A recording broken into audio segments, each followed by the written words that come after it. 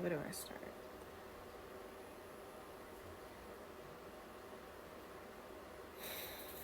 This is actually turned out to be a little more emotional than I thought it would. Give me a minute. Okay, I'm back. I know you see the title. It is not clickbait.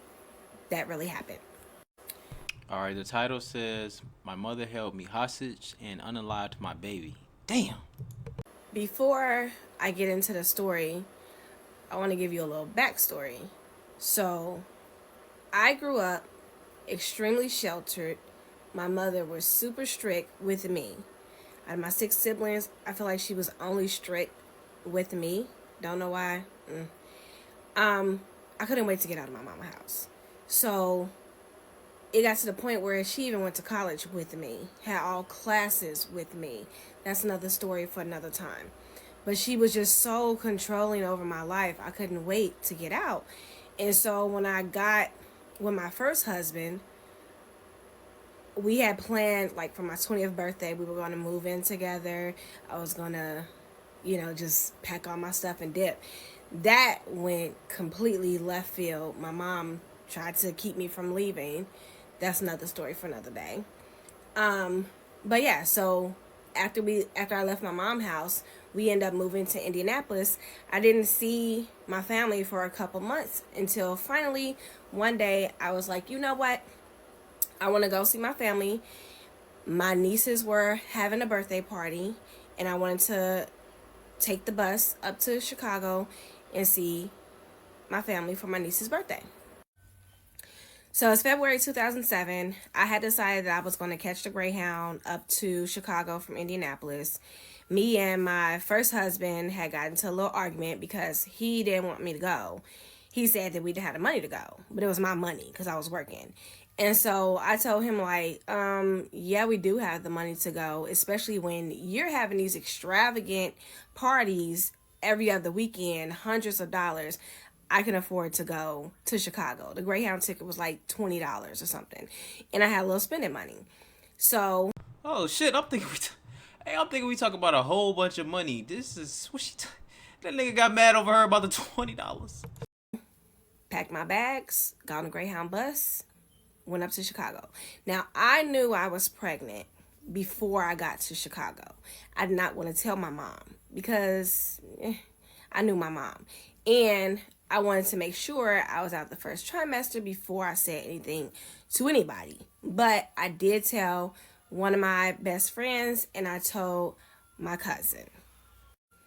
Now, I will say we probably was doing a little bit too much on that Yahoo page.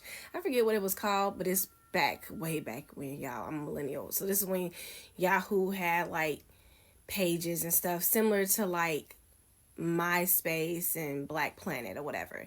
And so we were making little subliminal I comments, ain't and never my heard of that auntie caught before. on that I was pregnant. She asked my cousin. My cousin admitted that I was pregnant, and then she told my mama. So my mom didn't say anything immediately, but I could tell something was up because she started acting funny. And she started acting like she was irritated. She had an attitude, blah, blah, blah. And so finally, after a few days, she called me in her room and she just flat out asked me, like, are you pregnant? And you weren't going to tell me. And I was pregnant, so I was emotional. I just started crying. And I'm like, yes, I'm pregnant, blah, blah, blah. And she was like, you're getting rid of it. I'm like, what? No, I'm not. I'm not getting rid of it. And she was like, you did this on purpose, blah, blah, blah, blah. I saw your journals when you left the house. Now, let me backtrack. When I lived with my Didn't she say she was 21? mom, yes, me and my first husband did talk about having kids together. And I might have wrote that in my journal. But at one point, we did try on purpose for like a month or two. Nothing happened. I was like, you know what?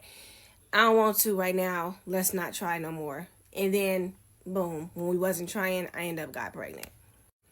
So she was like so mad that I was pregnant. She was like, I'm about to call a family meeting and everybody's going to be on my side. We're about to, basically, she wanted to have backup to convince me that I was getting an abortion.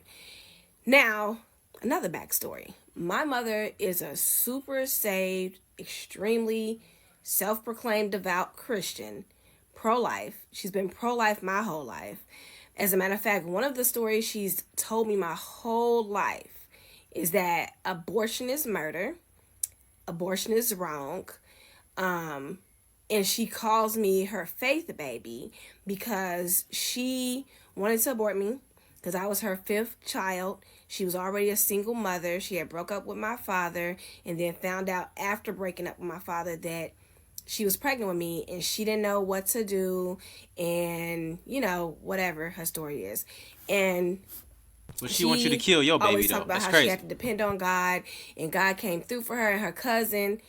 Remember this cousin, because it's the same cousin that she advocated for her granddaughter later on. But her cousin told her not to abort me, to have faith. And so she had faith in God. She ended up getting a job at Sears when she was like 6 months pregnant with me because she wasn't showing that much. She was wearing big shirts. Nobody asked. And right at her probationary period is when her benefits kicked in and she took maternity leave. And so she always talked about, don't have an abortion. Abortion is murder. God's going to work it out for you, blah, blah. Mind you, this is what I've heard all my life. All my life. As far back as I can remember. This is the story she's told me. Abortion is murder. We're Christian. We're pro-life. Blah, blah, blah. Hey, what do y'all think about abortions? Y'all let me know in the comments below. I just went to a church. It wasn't recently, but it was like last year. And they was saying that even if a woman was taken advantage of, like, you still shouldn't abort the baby. And I never went back to this church because I just felt like that. I didn't really agree with that. I get it. It's you killing a baby, but I think if a woman was taken advantage of, they should, they shouldn't have to live, you know what I'm talking about? Like with a baby that, was conceived when they really didn't want to, So y'all let me know what y'all think though in the comments below, but I never went back to this church because of that reason. I was just like, some stuff I just don't agree with. So y'all let me know what y'all think about that. So needless to say, I was confused because why are you forcing me to get an abortion if you pro-life? What happened to all that talk about having faith and depending on God and blah, blah, blah, blah, right? So, fast forward. She ends up calling this huge family meeting. When I say huge, I mean it was all of my siblings, their significant others, if they had any at the time, all of my cousins that came, that could come, my aunts, not no uncle. My uncle was in the street, the one uncle I still had. But, yeah, she called this huge family meeting at our house, set me at the table. I mean, it was so many people, like, the kitchen was overflowing. And we had a two-sided kitchen with a eat-in kitchen, like one side for eating in and one side for cooking. There was people everywhere. And everybody was complacent on me killing my baby. Oh, wait, I need to back up first. Damn, they had a meeting about an abortion. Oh, shit. A few days before the family meeting got called, my first husband called me asking for me to send him some money because our electric bill was due and he was short. He said, send me some money and I will send it back to you when I get my check, which was supposed to be before I was due to leave, get back on the Greyhound, come back home. So I wired him the money. Turns out he was lying. He didn't need the money. After he got the money, he calls me back. He's like, yeah, I think we need a break after we had that argument. You want to do what you want to do. So I think you should stay at your mama house for a little bit. And I'm like, I'm not going to stay here. What do you mean? First of all, let's make one thing clear. The apartment was in my name. The car was mine in my name. And I had a job. Okay? He was a bum. He had a job, but he was horrible paying bills. He spent all his money on drugs and food and liquor and parties, trying to show out for people and show be a showboater, whatever you want to call it. So I told him, I said, no, you're not leaving me here. I got to go back to work. I told him to send me the money back. He's like, no. So for 3 days, I'm calling. He's answering the phone. He got people out in the house. He got girls in the house. He's cheating on me. All kind of stuff. So I had asked my mom to loan me $20 so I could go back home, sort my crap out, and kick him out and go on about my life. You know what she told me? No. You know why she told me no? Because he's just trying to put you on me and force me to take care of you and this baby, and I'm not having it. You getting an abortion. Ooh. Then the family meeting. Hey, do your homework on getting money from somebody getting money from you, and then the motherfuckers turning up on you. I can't stand that. You ever let a motherfucker get some money?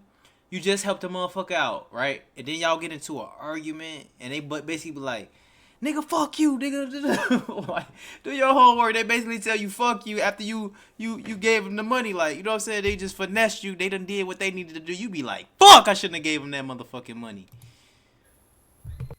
Now, what I will say is that everybody wasn't complacent. I did have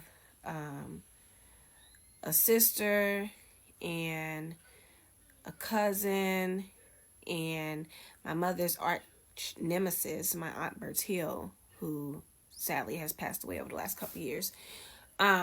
They did advocate for me, or try to advocate for me, to convince my mom that I had a right to choose what I wanted to do with my body, you know, with my baby. My mom wasn't hearing none of that. Like, she didn't care.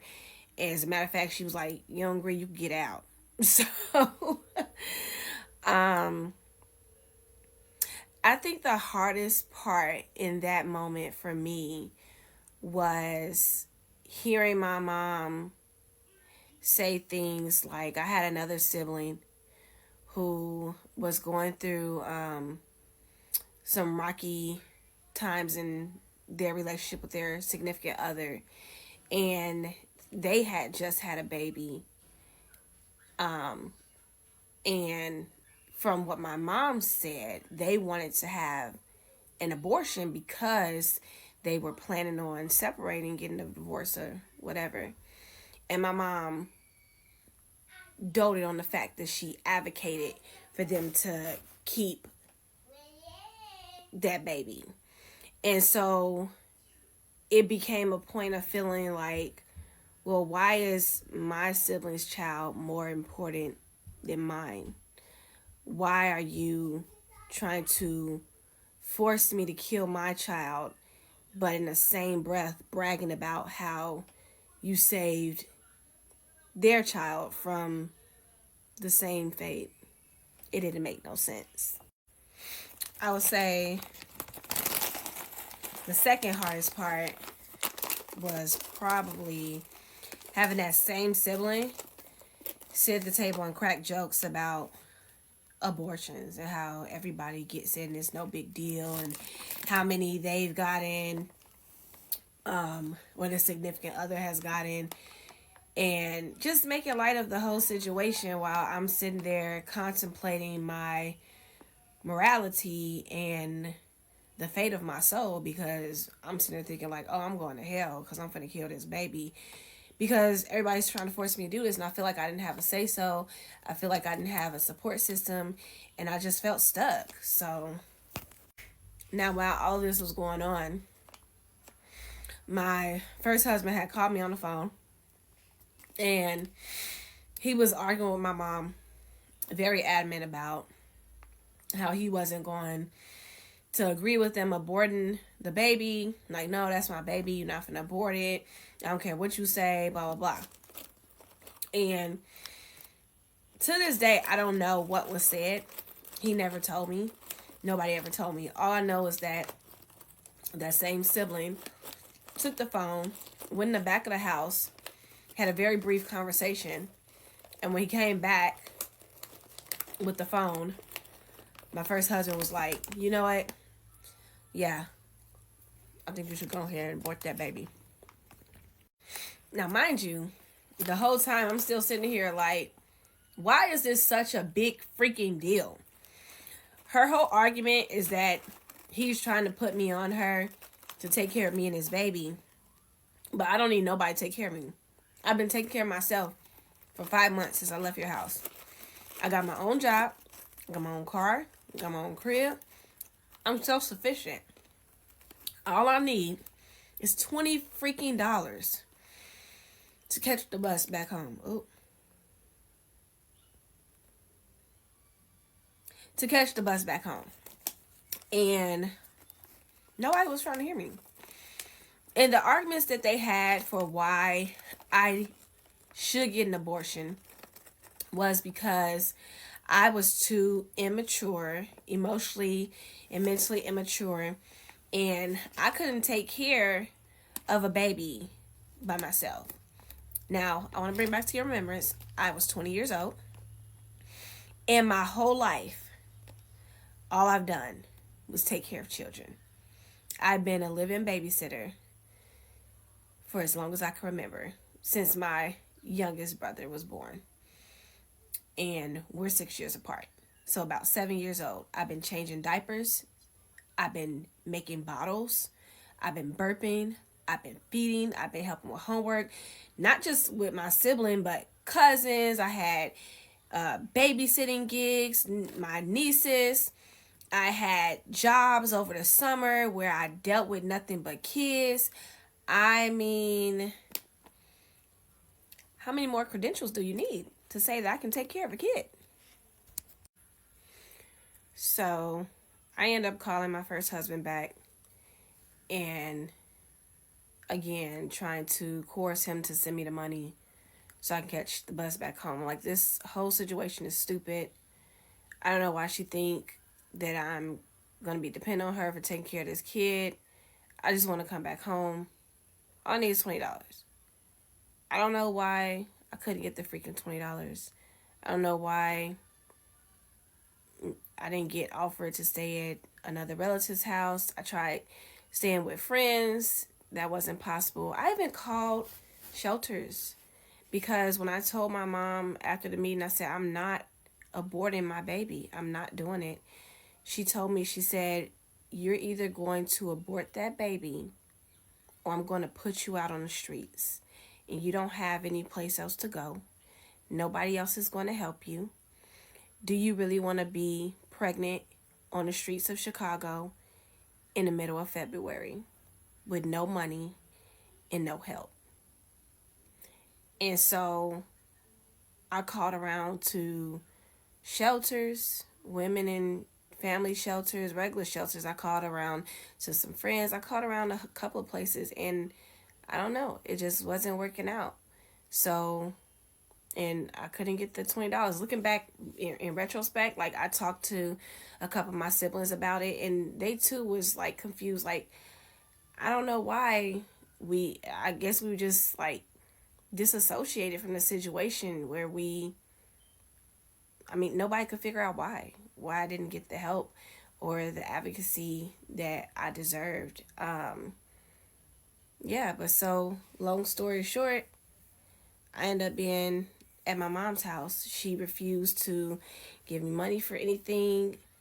Like, she controlled my life for the next 2.5 months. And yeah. Okay, it's leading me to, well, it's still the hostage story because I'm trying to see how did she unalive the baby. We gonna keep listening though. Hold on.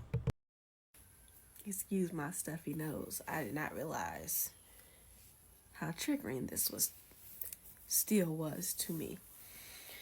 So, what's next? Moms gave her a hell of an ultimatum. So yeah, I was pretty much stuck to do whatever she had me to do. Like, my first husband was doing him. He was having a ball. Every time he called me or if I called him, there was all kind of people at the house. Oh yeah, that's another thing. Like, damn, my boy couldn't give you $20. Like, fuck. Well, you just gave him 80, but like, damn, he didn't give a fuck about the abortion. I wonder what he felt like. He living his best life. You heard him. House, it was loud, it was party central. He was going to the bathroom, whispering in the bathroom so the females that he had over didn't hear him talking to me. It was tough. And then on top of that, my mom was just, she was just doing the most. Like, so I remember she had called around trying to figure out where she could take me to go get an abortion that she didn't have to pay for. So she ended up finding some agency. I don't know if it was Planned Parenthood or someplace else. I don't think it was Planned Parenthood. I'm pretty sure it was another agency in Chicago that did like abortions and stuff. But they had a grant. But before she found them, she had called this other place that she found in the Yellow Book pages, and they said they did abortions and stuff. And so she took me there, and they took me back in the back room. They asked all these questions, and then they gave me an ultrasound. And when they gave me the ultrasound, I saw my baby like moving on the ultrasound, waving and stuff, and just bouncing all around or whatever. And so they were like, you know how they do, like, oh, look at your baby, that's your baby, you don't want to kill your baby. When I tell you, my mom was livid because she thought it was an abortion clinic, but it was one of those clinics that portray to be an abortion clinic, but really they are like a pro-life clinic and try to encourage you to keep your baby and stuff. And she went on this rant about how evil they are and how manipulative they are, and told them they were wrong for tricking people to come there and all this other stuff. Mind you, all the things that she's doing, like she's been manipulative and controlling and everything. And so they tried to put me aside, and they were like, you don't have to go through with this if you don't want to, blah blah. And so when we got back home, she fussed the whole car ride home. And all I could think about was in high school, our senior year of high school in sex ed class, we watched this video called The Silent Scream. And it was about abortions and about how babies can,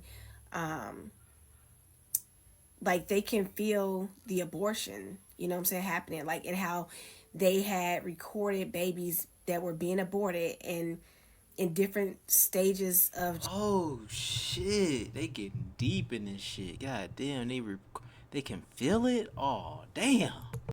gestation, and how some of the babies actually looked like they were screaming out in pain. And that's all I could think about, like that whole day. And then after that, every time I would try to take my mind off of it, something would just, it was like God was like telling me like to fight it.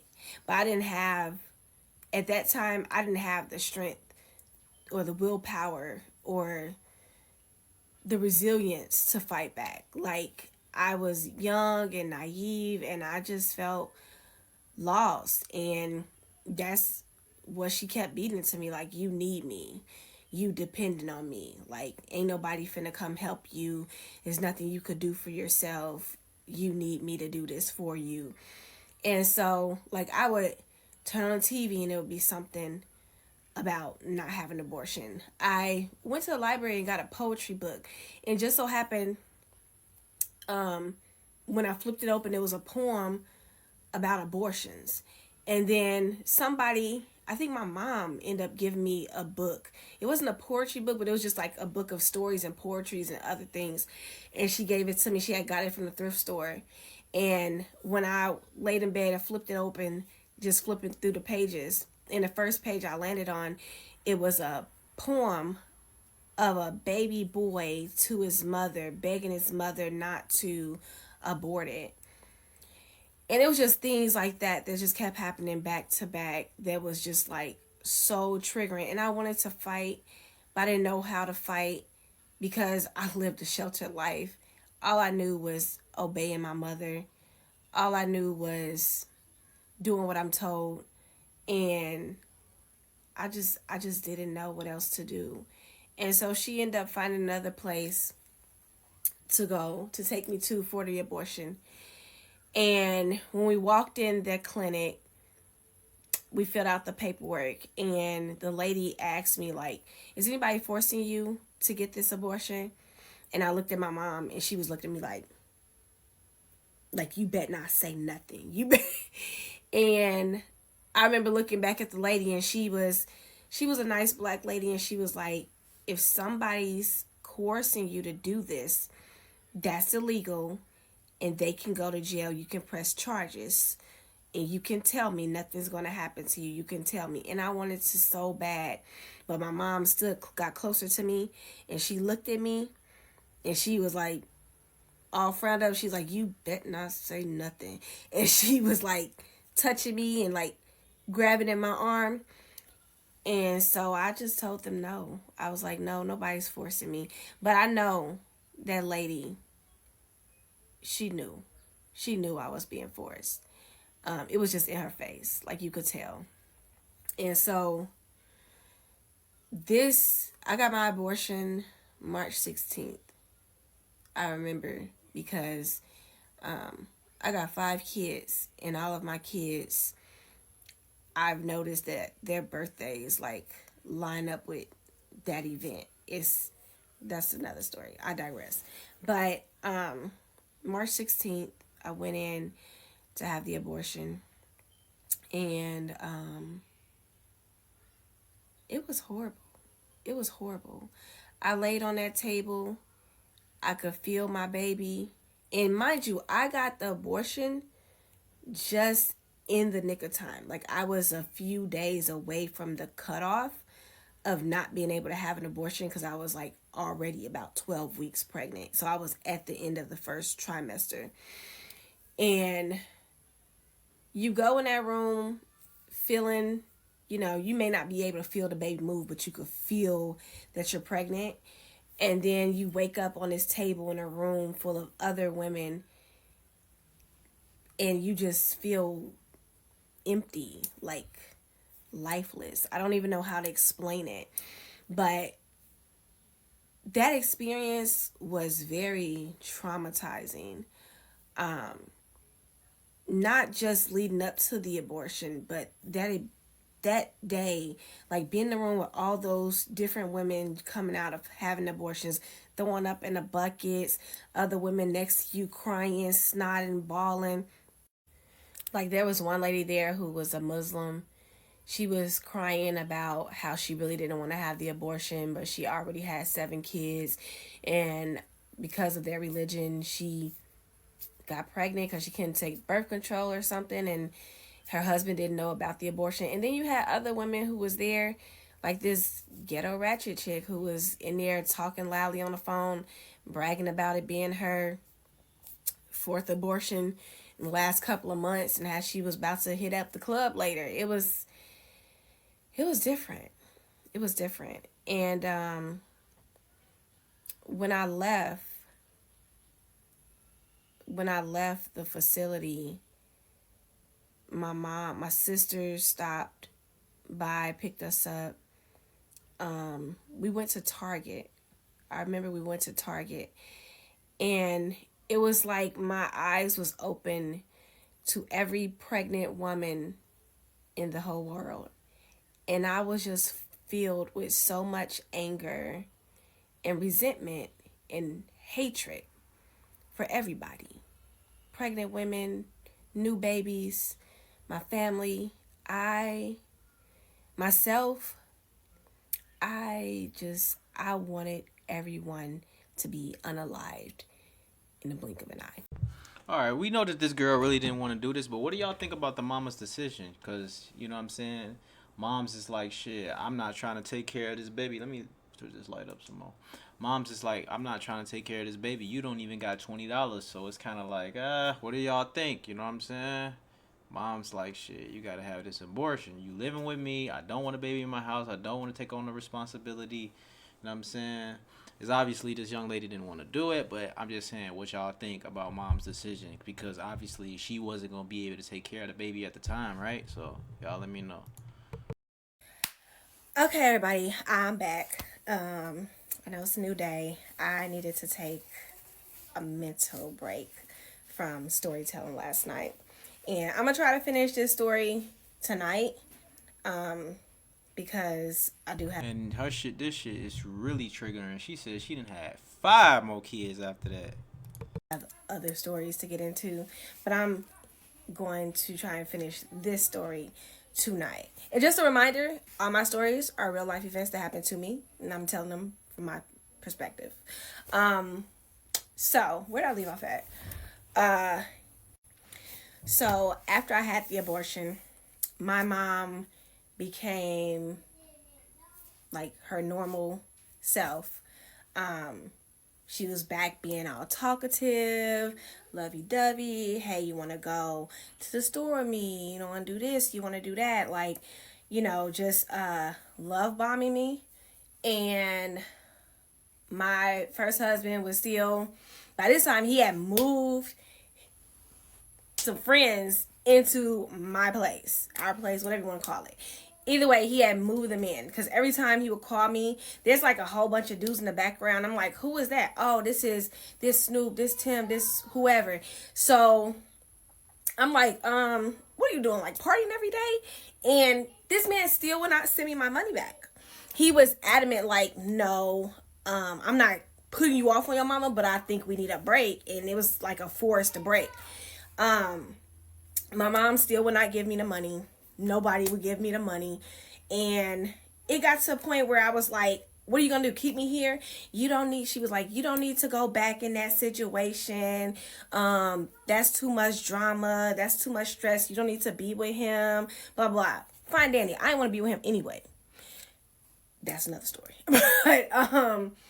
But I wanted to leave my mom's house because, like I said before, my mom was so controlling and so strict with me all the way up until adulthood that I feel like we just vibe better when I'm not under her roof, when I have the freedom to go and do as I please, because as I please, not as she pleased me to do. But yeah, so this went on for about another good month or so, where I just kept asking, like, can you just help me get home? Like, bus ticket, drive me there, whatever. I don't want to be here. I want to go home.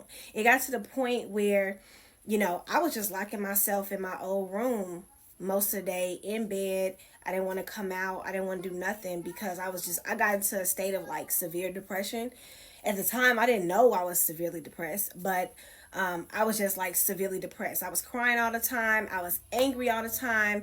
I was resentful of people all the time. And I started feeling bad because that's not who I am as a person. Like, I'm not a jealous, envious, like, cold-hearted, mean person. So to walk in a store and see a woman holding her belly, happy with her spouse or whatever, shopping, walking through baby aisles and getting triggered to being mad and having these intrusive thoughts of people that I don't even know, like, that was crazy. And so it got to a point where me and my mom got into an argument about her holding me hostage and not letting me leave. Like, it was as simple as giving me the money. Now, by this time, I lost my job. They repossessed my car because I wasn't paying it, right? It wasn't working. I was held hostage for a couple months. And the house was still there because he had moved in his little roommates and they was paying the bill. So they had the apartment and they was just living it up. So then it got to a point where my oldest sister came over and she wanted to have a talk with me and my mom. And so my mom and me are sitting across the table from each other, and my mom is like, I don't understand why she keeps trying to leave. You're so ungrateful. I'm just trying to help you out, blah, blah, blah, blah. And I'm like, I don't want to live with you because I can't. You nag all day, every day. You wake up as a crack of dawn, yelling, screaming, fussing about any and everything. You control my life. I can't do nothing. Any money I have, you take all my money. That's been going on since I was a teenager from my first job. My mama took all my money. That's another story for another time too. But she got to the point where, and I wasn't like yelling at her or nothing. I was speaking sternly, like, no, I don't want to live with you because of this, this, and this. And she started crying. I remember looking at her like, are you for real? You're the one crying after what you just did to me, and you're the one crying because I'm telling you I don't want to live with you? What the? So then my sister's like, okay, well, what do you need us to do? And I sat back and I'm like, $20 for a bus ticket would help. Right? That's what I've been asking for. So fast forward, she gave me a bus ticket and a couple of dollars to have in my pocket. They put me on the bus back to Indianapolis. Now by this time, Okay. I'm pissed, right? Because this could have been done a long time ago and you could have got your money back. I would have still had a job. I would have still had a car. And I still would have had my kid. So I was hot about it. I'm like, really? It took y'all 2.5 months to send me home so I could square up with this nigga and settle things, make things straight. Really, 2.5 months. That's what it took. But so when I get off the Greyhound, I didn't have enough money to catch a taxi. So there was, at the time there was like taxis lined up for when you get off the bus to help you go where you need to go. And so I went up to a taxi driver. I asked him, I said, how much is it to go here? And he was like, oh, it's going to be this much. And I'm like, counting my money out. I'm like, I don't have that much. So I'm like, do you know where the nearest bus station is? And he so I could catch the bus. And he's like, you know what? Don't worry about it. I'm going to give you a ride free of charge. It's on me. That's favor. And so pull up to the house. I walk in my house. I walked in because the front door was locked, but the patio door was open, like cracked open. And I walk in and there's like 4 different niggas laying in my house on the couch. Somebody had made a pallet on the floor. I look at all my pictures, all my decor, everything has been taken off the walls. All the pictures have been moved. All my decor is moved. It looks like it ain't my house. If you walked in, you would not have known a woman lived there. It looked like a bachelor pad. So what had happened was, my first husband, he's a raggedy bum self, he went and hid everything in the outside storage and pretended like I didn't live there and like it was his place. And he moved in all his brand new friends from the community. Because, mind you, we had just moved in there not that long ago before all this happened. Because, like I said, I moved out on my 20th birthday. So it was only like 5 months from when I left my mom's house or whatever, when all this stuff transpired in February. So I'm like, what is going on? But he did have some women drawers in the bed. So I know he was getting some butt. But I'm like, so I walk in and I'm like going off. I'm like, who is you? Who is you? Get out my house. Get off my couch. Get out. And my husband wasn't there. He was at work. And they're like, who was you? And I'm like, who was you? The lease is in my name. This is my place. I don't know who you are, but y'all need to get up out my house. You need to get up out my house now. All right, so she was 20 some years old. She was 20, 21. Like, So I ended up putting the dudes out. One was like a 16 going on 17-year-old. Left his mama house. He was dealing drugs out of my house within the community. The other guy had just turned 18. Also left his mama house. And the third guy, he really wasn't staying there. He was just like a lone visitor. Like he was spending a couple nights and then going back home, and then spending a couple nights and going back home. So I told him they all had to go. You gotta go back to your mama house. This is my house. And I went in the storage and put all my stuff back in my house. And I put his stuff in the storage. Because, what you thought? Then, fast forward to, he comes home. We get into this huge argument or whatever. I'm going off about the whole situation, about him taking the money, lying to me, basically being an accomplice to my mother and family holding me hostage at my mom's house. Fast forward to some weeks start going by, and I was suffering from post-abortion stress syndrome. I did not know it at the time. Actually, I didn't find out that that's what it was till about 3 years later when I finally got myself some professional help. I would have these very vivid, very violent dreams of, I mean, let's just call it what it is.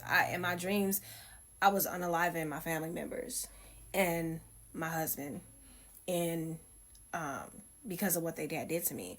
And sometimes in the dreams, I might not unalive them, but I definitely was fighting them. And it got to the point where I was fighting in my sleep. Like, my husband would wake up because I'm like fists punching the walls. Like, I was asleep in a bed facing the wall, and I was punching the wall. I would wake up with bloody knuckles. Sometimes I would be attacking him in my sleep. It got crazy. I couldn't control like these crying outbursts. Like, I'll be in a shower and just break down, falling on the floor, laying in the shower, just bawling, crying because of the trauma that I had went through. Nobody apologized. Nobody. Not even years later. Years later, I tried to confront a couple of family members about it, and either they told me they didn't remember it happening. Actually, let me take that back. Two of my sisters did apologize. They apologized for not being there for me like they should have been, because they too, like I said before, they felt like they was just disassociated. But other people, they either didn't remember. If they don't remember, then what can I say? You don't remember. And then my mom, anytime I tried to bring it up to her, which was twice, years and years had passed. Like, the first time I tried to bring it up to her, she got really defensive, went off on me, hung up the phone. And then the second time I tried to bring it up to her, which was just about 6 or 7 years ago, she again was very defensive, told me she didn't owe me an apology. She took it up with God, and that's the only forgiveness she needed. But yeah, I was so traumatized that I was breaking down crying. I was fist fighting walls, fist fighting people in my sleep. And it got to the point where I was like, I feel like the only rational thing I could think of is I want my baby back. And I don't want to be with you, but I want my baby back. Just give my baby back and I'm a dip. And so it ended up where I did get pregnant like within a couple months after that, because all that stuff happened. That was April, May. By end of July, I was pregnant, and I didn't find out till about my mom's birthday, which is funny because that's been the case with almost all my kids, including the ones I've lost. But I didn't want to Did she get pregnant by the same baby daddy? She like, shit. tell nobody. I was so scared. Like, in my mind, I was just thinking, like, if I tell somebody, gonna take this baby away from me. Or my mom being a super Christian, I kept thinking like she's gonna pray to God to kill my baby, and I'm a miscarry. I didn't tell nobody. Nobody. No, the only person who knew obviously was my husband, and we end up having to move uh to Fort Wayne, Indiana, because he had a whole son. I didn't know about it. So we got a letter in the mail that his son, who was about 4 or 5 at the time, about 4 years old, had got put in the system, and we had to move to Fort Wayne so we could try to get custody of him. I didn't even know he had a son. We had been dating for over a year and a half. Nobody in his family said nothing about it. He didn't either. As a matter of fact, I was so terrified of losing my baby to my family or my mom again. I didn't even seek prenatal care until I was about 5 months pregnant. And the only reason why I went is because I kept being itchy down there. And it's like my first official pregnancy, I guess you'd call it, because I didn't get that far with the other one. But so I went to the doctor, and they told me that I had chlamydia. And I was like dumbfounded because I'm like, what? No. I literally told the doctor, I said, no, that can't be. You got the wrong chart. I need you to go back out there, check the name, and come back with the right information, because that's not me. Nope, can't be. It can't be. Because he got tested before we tried again, and he was clean. And he the only one I've been having sex with. So, what you talking about? So the doctor looks at me and he's like, no, it's the right chart. And you got chlamydia, and you need to fill out this paper and list all the people you've had sexual contact with. I said, all the people I had, what do you mean? He is the only one I've been sleeping with. And he just sitting in the corner like this. Like, not even that. He don't want to make eye contact, nothing. So doctor's like, now you can tell the doctor is like clearly awkward and is putting this little predicament. He's like, you know what? I'm just going to leave out the room. I'm going to let y'all talk about it. So I look at him and I said, who you been sleeping with? He's like, I ain't been sleeping with nobody. Who you been sleeping with? I said, I know you lying to me. I was about to jump off that table, and I was about to beat him. I was about to put the brakes on, okay? And so he tells me, he's like, I don't got nothing. Maybe you got it from the toilet, from sitting on the public toilet. I said, nigga, do you not know how STD work? It's a sexually transmitted disease. How I get off the toilet? How? Come to find out, he was laying pipe to his coworkers. And I think it was a chick in the neighborhood too. That's what happened. Before we moved to go get his son, that's what happened. He was cheating on the low. That's my fault. Kinda. Because took him back. I mean, I ain't take him back. But, price I had to pay to get my kid back, right? I guess so. You knew he was cheating when he wouldn't give you your $80 back, and he said we need a break, and you go in there and he got all type of motherfuckers living in that motherfucker. I'm still stuck on let him get me pregnant again. Not the same nigga, like this nigga. Oh my god.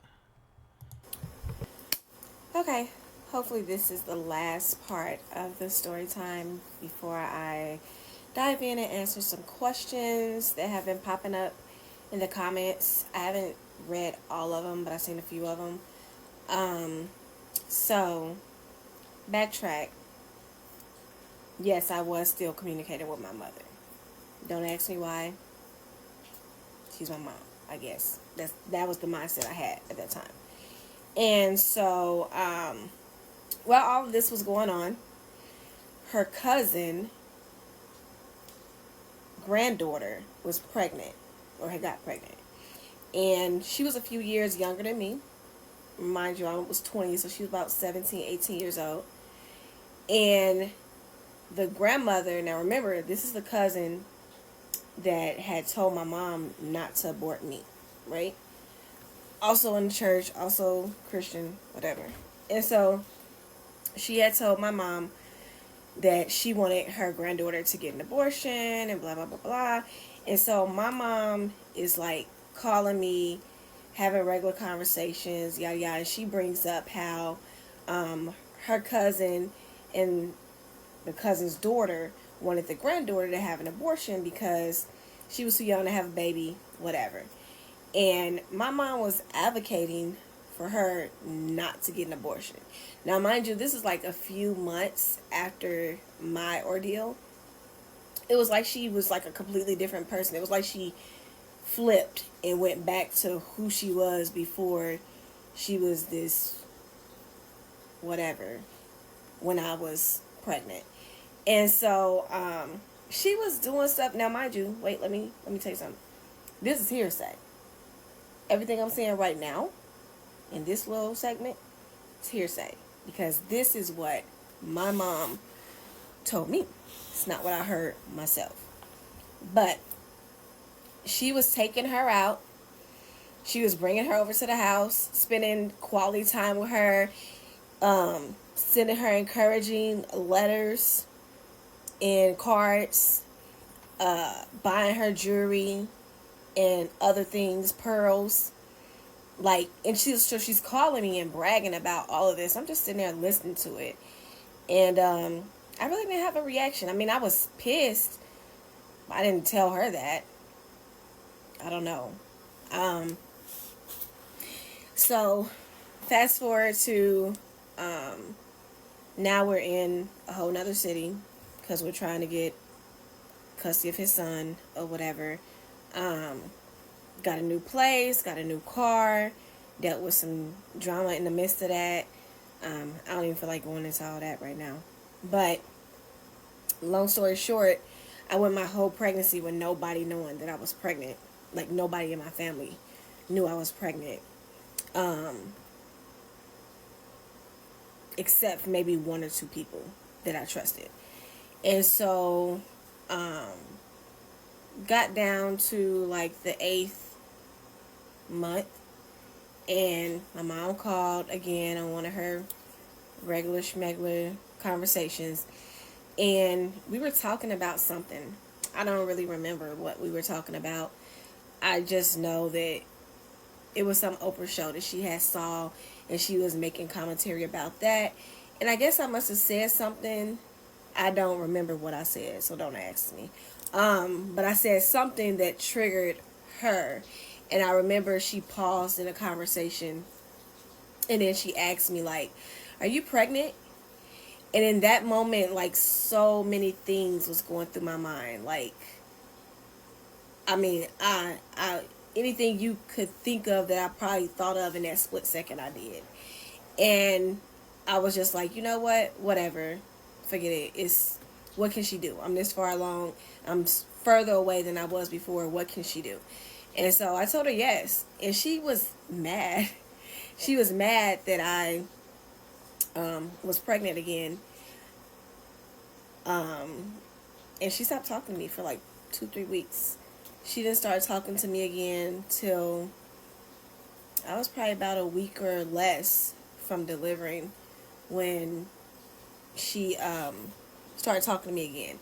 But when she came back like full force, like ready to be a grandma, like happy and excited and all these things. And so she's like talking about, you know, how I'm feeling, and, you know, what's my birth plan, and what am I naming her, encouraging me to name her after, you know, one of my siblings, and all kind of stuff or whatever. So she ended up wanting to come down to visit, and she came down the day I delivered. So I had let her know I had went into labor, and she came down the day I delivered my daughter. And she stayed for a few days, and then she came back again, stayed for another weekend, trying to help out. And by this time, we had got his son, so he was living with us too. And I mean, she just full blown played into the grandma role with my stepson and my daughter, and act like she didn't force me to get an abortion like 10 months earlier, 10, 11 months before. So actually a whole year before, because I had my daughter in March the following year. So, and my abortion was March 16th of 2007, and I had my daughter March the following year at the end of the month. So yeah, even after having my daughter though, that didn't start like a healing process for me the way I thought it would. As a matter as a matter of fact, it actually opened up even more like insecurities and anxieties. And for 3 or 4 years, talking about that situation, I could not talk about it without breaking down, bawling, crying in tears. And that's the main reason why I am so pro choice. Even though I'm pro life for myself, I believe that nobody, not your family, not the government, not your spouse, nobody has the right to control your body, your choices, your future. You deserve autonomy. You deserve peace. And you deserve to live life on your terms, you know? I was silenced for a long time about a lot of things that I've dealt with in regards to my mother and my immediate family. But I'm not staying silent. My story is mine, and I will tell it so that nobody else has to feel alone. Because I know there are other people out there who have experienced similar situations or even worse. Like, and I just want to say that even in your darkest moments, um,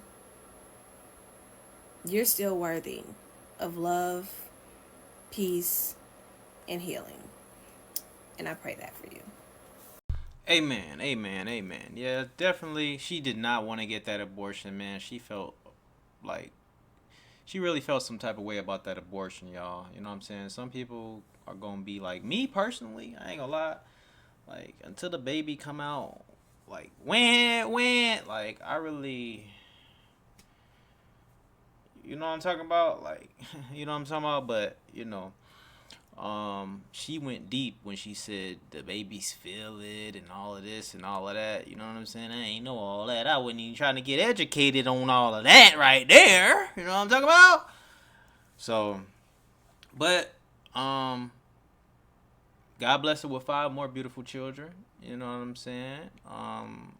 It's like she say, even after she had her daughter, it did not fill the void on what she lost with her baby. So, you know, and this was she definitely don't. Well, how she look now? She looks still kind of young. She might be like 5 more children. Shit, 5 years. She might be about 20, late 20s, something like that. So I wish her nothing but the best. Her and her kids, man. Y'all let me know what y'all think about it in the comments below. I'm just mad you had a goddamn baby by the same nigga, baby. He was already tweaking out on you. Y'all let me know what y'all think in the comments below, man. I appreciate y'all for tuning in and rocking with me. It's your boy Ray. Big play. Peace.